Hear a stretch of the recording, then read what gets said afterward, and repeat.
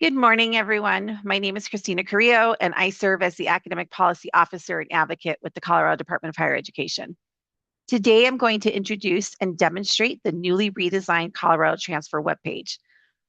While this site is broadly student-facing, it also has clear implications for financial aid professionals, particularly when working with students who are transferring, reconsidering enrollment, or trying to understand how previously earned credits may impact time to degree and, by extension, aid eligibility. My goal today is to explain why the site exists, clarify what information it provides and what it does not, show you how it can support conversations you may already be having with students, especially around transfer, persistence, and completion. The Colorado Transfer website is not just a communications refresh, it is grounded in statute. House Bill 25-1038 directed the department to create a centralized online platform to improve transparency around post-secondary credit transfer in Colorado. The bill received bipartisan sponsorship, reflecting a shared concern across sectors. Students often lose time and financial aid eligibility due to unclear or inconsistent transfer information. From a financial aid perspective, this context matters because transfer friction is frequently tied to excess credits, repeated coursework, and delayed completion, all of which can affect a student's financial aid status. The legislation requires an online platform that brings together information about how different types of academic credit transfer across Colorado public institutions. This includes credit by exam, so AP, IB, CLEP, DSST, credits connected to industry credentials, licenses and apprenticeships, lower division coursework, reverse transfer, GT pathways, statewide transfer articulation agreements, or STAAs. It is critical to emphasize, especially when working with students, that this platform is informational only. It does not guarantee admission, nor does it guarantee that credits will apply to a specific major or degree pathway. For financial aid professionals, this is an important boundary. The site supports planning conversations, excuse me, not eligibility determinations or award decisions.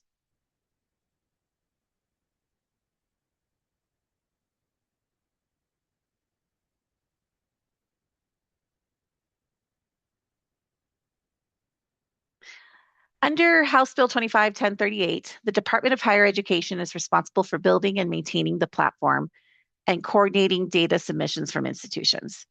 The department curates and presents information institutions already have. It does not create new transfer policy or override institutional decisions. Why this matters to financial aid professionals is that the site reflects documented, institution recognized transfer activity, not hypothetical credit outcomes. This makes it a reliable context setting tool, but not an advising or certification tool. Think of it as helping students understand the landscape, not their financial aid package.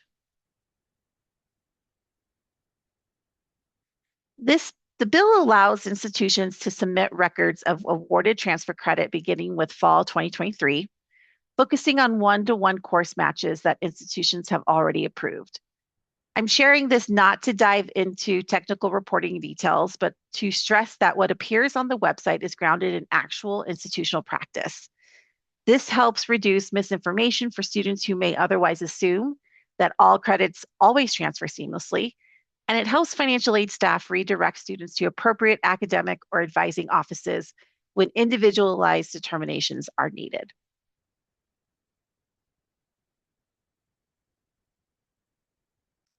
So this next slide is one of the most important messages I want to leave you with, and it's a distinction that can be very helpful when speaking with students. Let's start with what this site is. The Colorado Transfer website is a centralized statewide resource that explains transfer in Colorado. It provides plain language explanations of established frameworks like GT pathways, STAAs, and different types of transferable credit. It's intended as a planning and exploration tool, something students can use to understand their options, prepare questions, and make more informed choices. It also serves as a shared reference point, so students, advisors, and financial aid staff are starting from the same baseline information. just as important is what this site is not. It is not a degree audit. It does not evaluate a student's transcript or apply credits to a specific program. It is not a guarantee of admission or of how credits will apply at a particular institution. And for this audience especially, it is not a financial aid eligibility or award determination tool. It does not assess satisfactory academic progress, lifetime eligibility limits, enrollment intensity, or award amounts. The site also does not replace institutional advisors, registrars, or financial aid offices. Instead, it helps students arrive at those conversations better prepared and with more realistic expectations. When framed this way, the site becomes a helpful support, not a source of confusion, and fits cleanly alongside the important work you already do with students. I want to pause here and highlight a few key takeaways, particularly through a financial aid lens. First, the Colorado Transfer website provides statewide student-facing transfer information. It brings together explanations of how transfer works across Colorado's public institutions in one place, using plain language that students and families can understand. Second, the site is designed to support early planning and informed decision-making.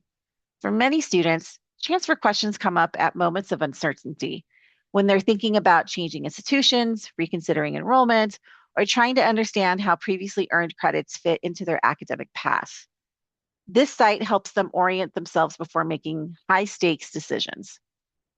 Third, by improving transparency, the site can help reduce excess credits and unintentional delays to completion, issues that often have downstream impacts on financial aid eligibility. While the site doesn't address aid directly, it can help prompt earlier and better conversations. Finally, and this is critical, the Colorado Transfer website complements, but does not replace, institutional advising or financial aid counseling. It is an educational and transparency tool, not a determination system. Students will still need to work directly with your offices to understand how transfer decisions affect their individual financial aid situation. This site helps students ask better questions earlier, but it does not make enrollment, academic, or financial aid decisions for them. So at this point, I'd like to transition into a brief demonstration of the Colorado Transfer website. As I walk through it, I'll call out areas that may be especially useful for financial aid conversations, as well as places where careful messaging is important to avoid confusion about eligibility, enrollment status, or aid limits. I'm going to stop sharing my screen for just a second. And then I'm going to pull up our website, and then let me share my screen one more time.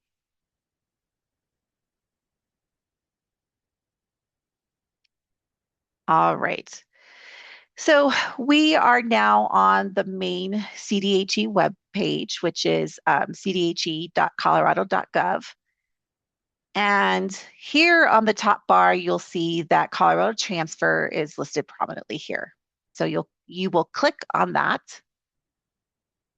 and then you will come to the new Colorado Transfer homepage.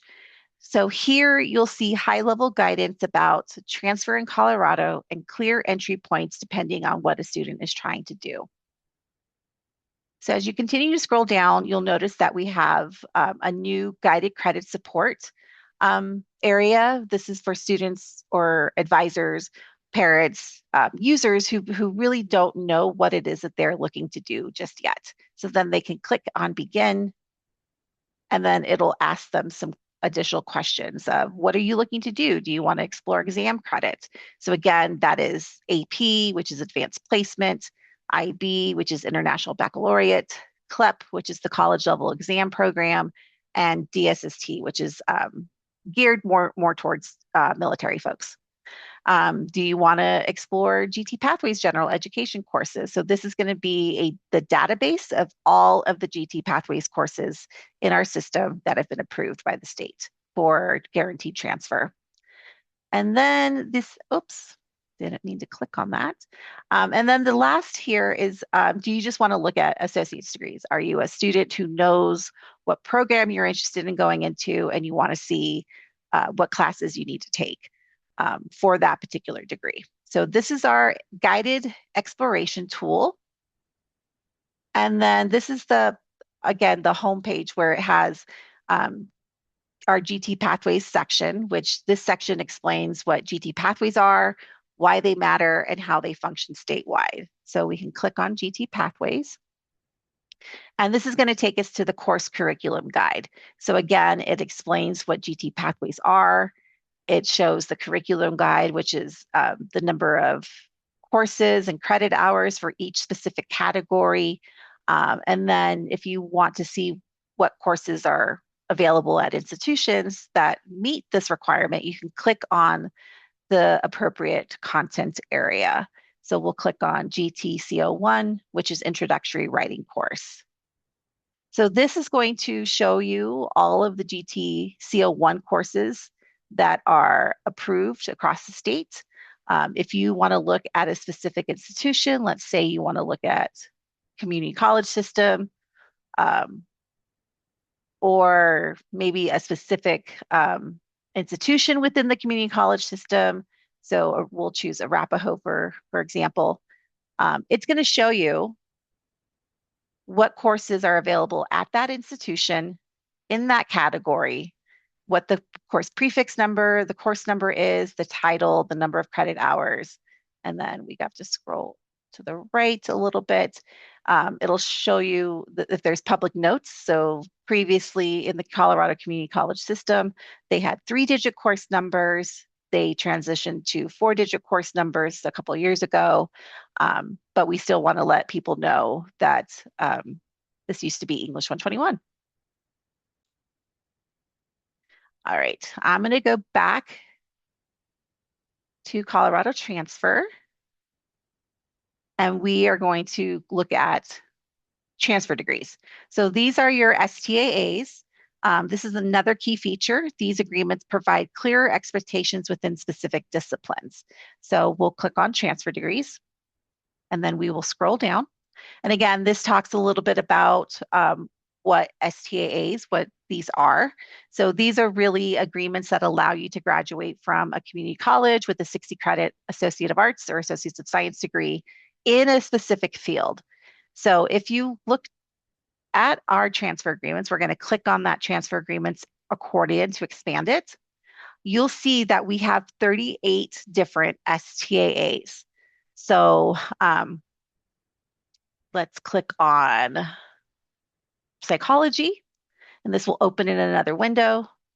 And then as you scroll, you'll see that this talks a little bit about what the STAA is, what the degree pathway, knowledge skills that you'll develop.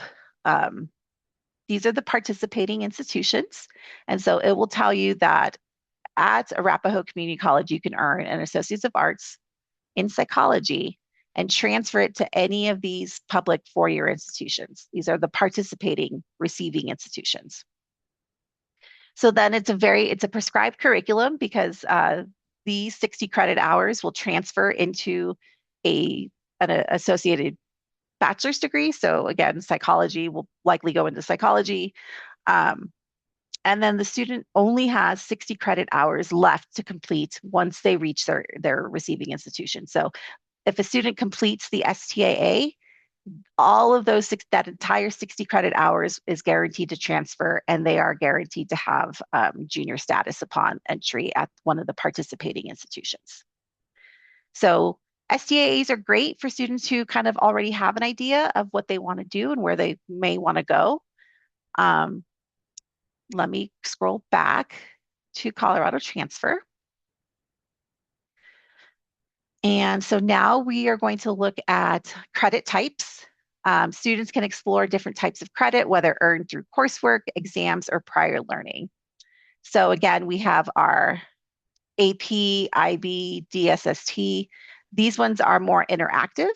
So we'll click on AP. And if you scroll down, so again, you can filter this out by exam type. If you want to look at an institution, let's say you want to look at CSU, you can see what kind of credit. So for this English language and composition exam, If you score a 3, you will get the GTCO1 academic writing course credit at CSU. If you score a 5, then you will get these credits here. So this is kind of how you read these exam tables. So let's say you took the Calculus BC, or you have a student who took the Calculus BC exam, scored a 4 or 5, they will get these credits at CSU. All right. So you'll also notice that we intentionally use plain language. This site is written primarily for students, not policy experts, even though it is grounded in policy. These we are working to expand the site, the functionality of the site. So right now you'll see that the college level exam program, CLEP, military courses and occupations, and the defense language proficiency test are still in their traditional PDF formats. But again, we are working, that is part of the expansion project to really build out the functionality of this site. And then additionally, we have a legislative updates, implementation efforts and resources page that talks about all of the transfer reform that we are undergoing here at the department. So you'll see a little bit more about some of our recent legislation. We recently underwent performance audits by the Office of the State Auditor on higher education transfer credits. And so that report is linked here. And then our Commission on Higher Education has recently reconvened a transfer subcommittee. And so then all of the meeting minutes, agenda minutes, recordings are on this page.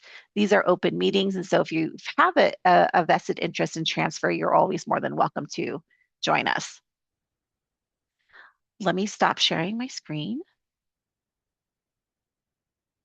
And in closing, I'll close by emphasizing that this website is a foundation. It reflects where we are now, and it gives us a shared platform to build from as transfer policy and practice continue to evolve. We welcome feedback, particularly from educators and advisors who are using this resource alongside students. And with that, I will go ahead and close this out. And again, thank you so much for joining, and have a good rest of your day.